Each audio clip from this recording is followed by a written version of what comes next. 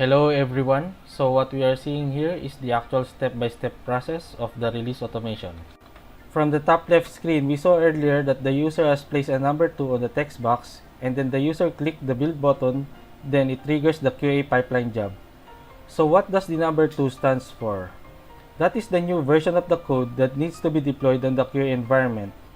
But before that code gets deployed, the pipeline QA job will first create a new Beanstalk environment, and then it will deploy the new code and then performs the URL swap. As you notice on the lower right screen, a gray box is created. This is the new Beanstalk environment, and this will turn into green once the deployment is completed.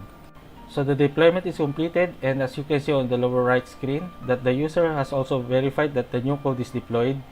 This will automatically trigger the next pipeline job, which is smoke testing.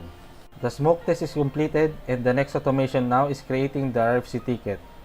You can see on the lower left screen that the Jenkins has triggered the creation of RFC, and at the upper right screen, you'll also notice a new job is created.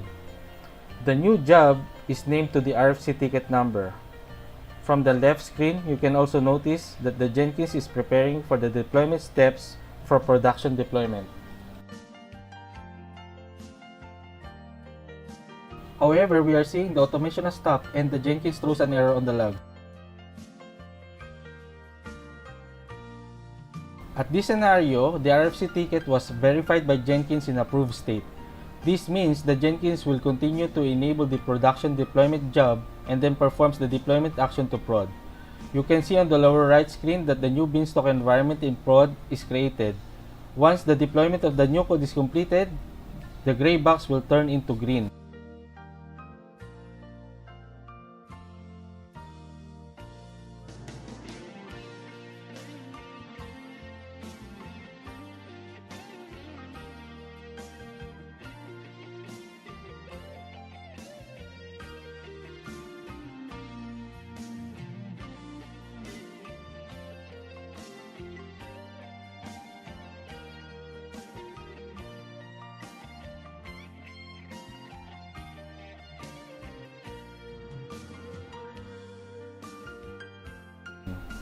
We are now seeing the new environment has turned into green and the URL swap is performed.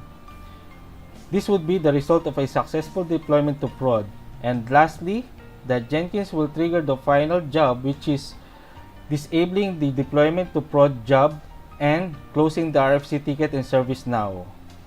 That's it. We completed the automation from creating the RFC ticket up to the deployment to prod. Thank you for watching.